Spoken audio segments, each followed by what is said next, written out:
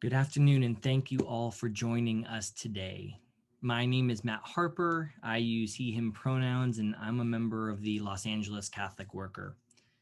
Now, as we begin this endeavor, I want to take a few minutes to provide some framing for this series as a whole, for today's session specifically, and for this space that we are co-creating together. It's so important that we do co-create this together. When the organizing team for this series first met as just some of the assorted human tools gathered from the diversity of our movement, our hope was to create a space for those who have carried and those who continue to carry out the work of the worker.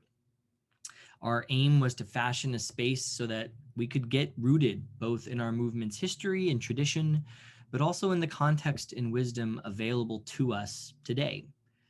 Through these sessions, our aim is to shine our collective flashlights on our works in the hopes of truly seeing our fullness, the luminous curves and the unseen crevices. This is an invitation to be re-inspired, just as it is a chance to further develop our values, our works, our culture, and everything in between. We center roundtable discussions because we know a core part of our work is the clarification of thoughts, both ours and others. And we need to clarify our thoughts continually because we have learned histories that distort the truth. We've accepted solutions that do not go deep enough. And we have internalized practices that create divisions. At the heart of the roundtable discussion is the recognition that though we see each person and must see each person, the solutions we seek require the collective, not just individuals. We require each other because truth necessitates the whole. The thoughts, experiences, and ideas I have must come into contact with yours in order to fashion our shared path forward. And that, not individual education or empowerment, is what we aim to do today and throughout this series in this space that we co-create together. And so we enter this series as a way to reconnect to our foundation and roots, to consider what 88 years of movement efforts have taught us, to learn from the many diverse manifestations of the worker throughout the world present here in this call, to consider what the wisdom of modern movements and thinking can gift to us, all so that we can boldly vision our next steps and move forward with greater capacity to continue to build the kind of movement Christ might recognize Christ's self in. We are part of something truly special, and part of our care for it must include the effort to test it in the fire of this beloved community. So we enter this virtual space, this electronic university, as Joanne Kennedy so beautifully named it. And as we do, what can each of us do to ensure that this is a space where we can be transformed, where we can offer our ideas, yes, but more importantly, where we can create space to listen to those of others, where the movements of the Spirit today can be valued as much as her movements in decades and centuries past, where seemingly new ideas and practices can be considered alongside our longstanding go-tos and those fashioned through long, hard struggles, where the power dynamics so often left unnamed and unchallenged in our world and work, those that elevate white leaders and male thoughts and heterosexual values and physically and neurologically typical movings, can be named and challenged by each of us in ourselves and in others and to others. When I introduced myself today, I offered my gender pronouns, something that has become quite common in many activist communities today, but something that is still new to so many of us. So much of our lives are spent maneuvering through old constructs and socializations, spent assigning definitions rather than receiving them.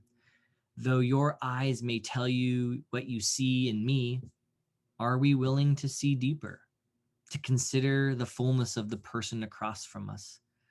Do our expectations of who we are seeing alter our openness to what that person is bringing with them? The fullest truths are always deeper than what our eyes alone can see. So too, this Catholic worker movement is more than what any one of us have seen, what any one of us have fought for, what you or I believe we've been a part of birthing. The sacred kingdom Christ calls us to fashion is more than what we have built.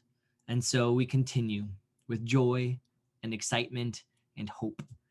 Let us engage in practices big and small to see each person through the eyes of Christ and to see this movement with fierce love, with deep pride, and with the most unwavering humility we can muster.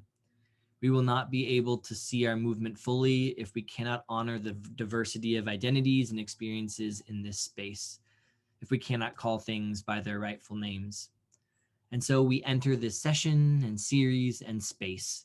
We know many voices and experiences are missing. Too many are missing here today to get a comprehensive understanding of how to move forward fully.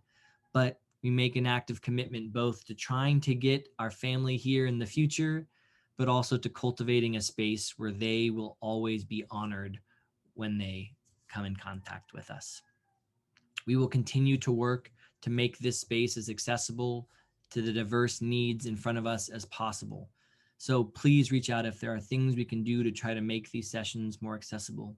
We were not able to get closed captioning for this session, but I commit to continuing to try to meet the diverse needs that we have here. In that vein, know that there will be a 3-minute break near the top of the hour, but please take care of your needs as you go. Thank you for being here in your fullness. So without further ado, let's dive into the topic of our first session, the roundtable discussion. I'd like to invite Rosalie Regal and Joanne Kennedy to unmute themselves and join me for just a brief conversation and presentation about why roundtables are part of our movement. After this, Joanne will get us ready for these breakout spaces where we'll be able to process things in small groups and then share back to the larger group so that we can hear the collective wisdom that is with us today. But for now, feel free to relax and listen in. Rosalie, Joanne, thank you for joining. But I'll go first. The ideas were so much a part of our lives. That's what one of my narrators in Voices from the Catholic Worker told me. Oh, indeed they were, and they still are.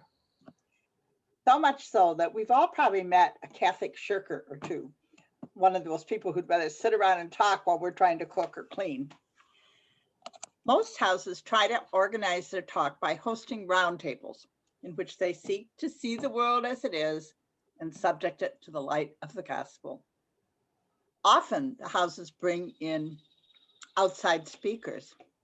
I think it was pioneer Joe Zarella who told me that one of the purposes for bringing in priests as speakers was to tell them about Catholic worker. So the clarification of thought can go both ways, from speaker to audience and vice versa. I remember, well, you know, our house in Saginaw was really in the hinterlands, although Dorothy did come there once, long before our house was open. But we once tried to have a clarification of thought by just telling our supporters about the aims and purposes. Nobody came. So we would often bring in speakers, Brian Terrell, Tom Cornell, Jim Forrest, people that maybe had a little bit of a name, and then we'd get good crowds. And there was learning from both sides. The beginning was the word, first Peter's to Dorothy's, then printed, then clarifications, then newspapers and newsletters and Zooms, thousands of speeches around the country where Dorothy would talk to convents and houses of hospitality and parishes and universities, sometimes even a cardinal or two, and all her writing and all the roundtables and all the hundreds of newsletters. We certainly have spread the word with words. But yesterday, I was reading Dorothy's, the reissue of On Pilgrimage to the 60s, and reading about life on the streets in New York in the 60s, I came to a not very original revelation. Simply put, it's this: actions speak louder than words. And so I leave you with a question. Who first? Who hears and how? Do they hear from the actions of the Catholic workers or by the words the Catholic workers bring to them? And giving God credit for helping, how does the worker get the people to do the work, the people whose actions speak, if it isn't by spoken and written words? So my challenge is it actions who speak louder than words, or are the words necessary for the action? Thank you. Thanks, Rosalie. This is Joanne. I use she, her. I'm from the Catholic Worker in New York. And thinking about this topic and how to do this meeting was tons of fun. My first idea was to get Phil Runkle to come on and give us a super pithy 10-minute discussion of the history of roundtables, but he just demurred. He said he's much too busy retiring. So if he's on the call today, we miss you, Phil. But then what I do have the generous resource of the paper going all the way back to 1933 in the house. And so I went to get down the bound volumes and I started going through and looking at what did they write about Friday night meetings early on, because as some of you know, we still do Friday night meetings. Except for the pandemic, we would regularly do them every Friday. And in our community, a lot of times the Friday night meetings for the clarification of thought have actually been opportunities for people to come and teach us something, which is great. Like we get to learn a lot of things because we're in New York. We get to see a lot of really cool people, and we try to keep it varied. Like sometimes it's a political meeting, sometimes it's like about labor history, sometimes it's about the church, sometimes it's about art or music, sometimes we show a film. And there's a whole community of people who don't come to the house for any reason except those things. And they come, it's a kind of hospitality to come and have a life of the intellect and to be parts of discussions. But I don't actually think that that's what Peter Morin was talking about. I love that we do it and I really appreciate it, but I think he had something else in mind. So I made some slides, which I'm going to share in a hot second here. And these are just some words of our founders to help us get ready for the discussions we're going to have. So this is from our old friend, P.D. Morin. And this is the second issue of the paper. This is June, July, 1933. I'll read the words for those who find it helpful to have them out loud. My program stands for three things: roundtable discussions, and I hope to hold the first at Manhattan Lyceum on the last Sunday of June. Why the Manhattan Lyceum? Yes, I know that it is a place usually chosen by the communists and radicals for their meetings, but it is cheap.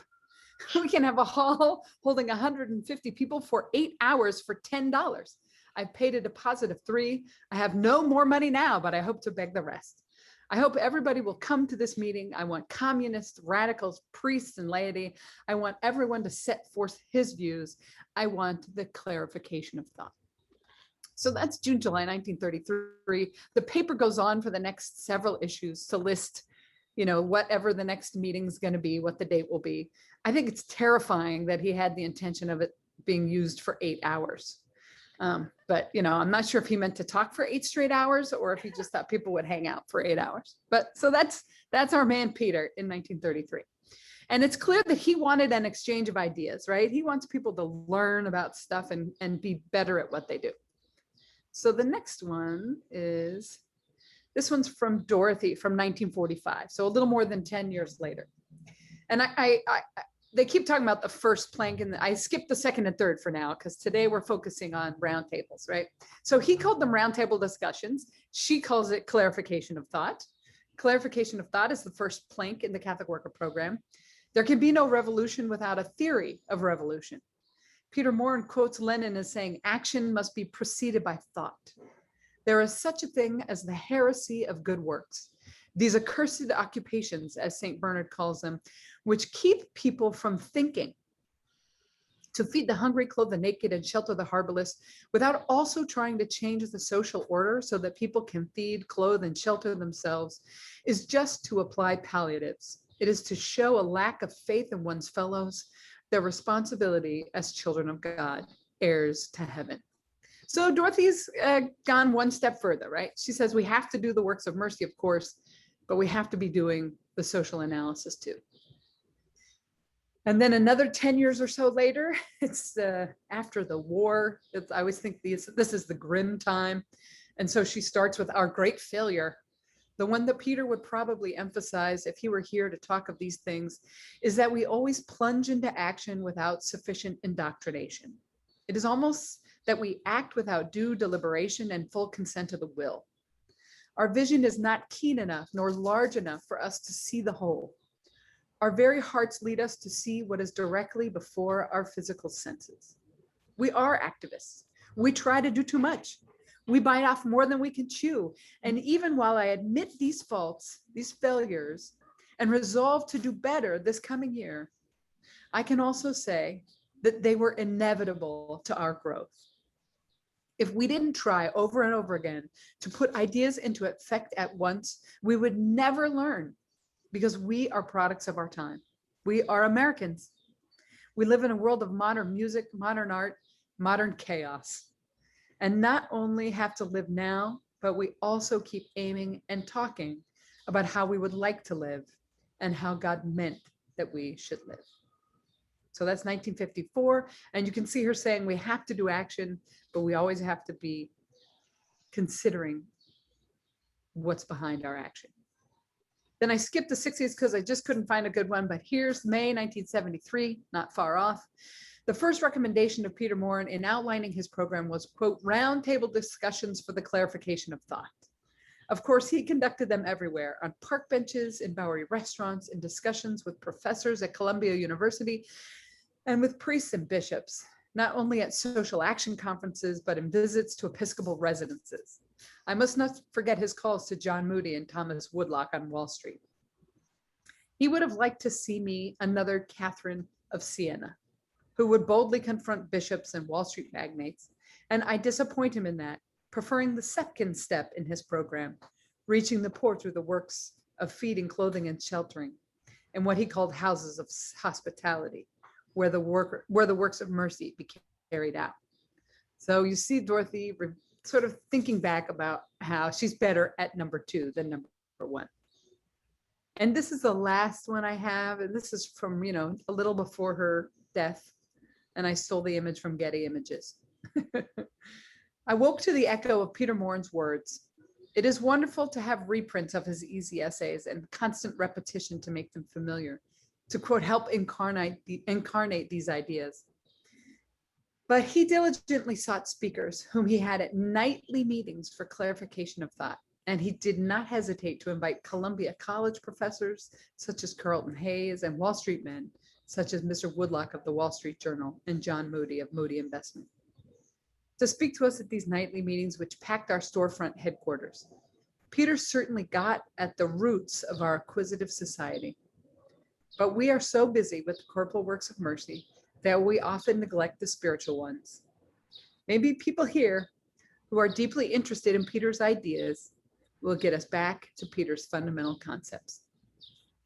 So I hope that we people here today can embrace this tradition that's such a part of our movement, to think about the ideas, to figure out how the ideas make us stronger for the work, and to take the modern issues of our time and use our good training of thinking and questioning and trusting God and knowing our history to go forward.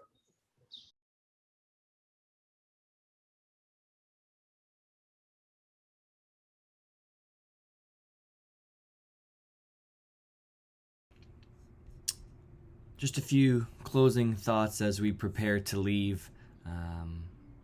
I've been thinking about the place of roundtable discussions and jotted down a few words, so feel free to take this as we leave. We come to roundtable discussions because the first step of our work is bringing people together, even if our connections are sometimes precarious. We come here to question the mainstream principles and paradigms we've been indoctrinated with. We come here to expand our political analysis of how power and change works. We come here to learn from each other. We come here to seek the wisdom of a spirit in continual revelation to the world. We come here to be rigorous, not just opinionated. We come here to refine our mission and tactics. We come here to heal. We come to appreciate beauty in all of its many forms. We come to be stretched in ways that feel difficult but important. We come here to find ways to be both faithful and effective and strategic. We come here to build our skills, grow our relationships, and expand our community. We come here to dream and vision. We come to have principled disagreements, to ask poignant questions, and to pursue generative conflict. We come here to be accountable and to get reoriented. We come here to be together, to try to build the new in the shell of the old, to imagine the world where it is easier to be good. We come here to be transformed. Thank you so much, and we look forward to seeing you at our next session.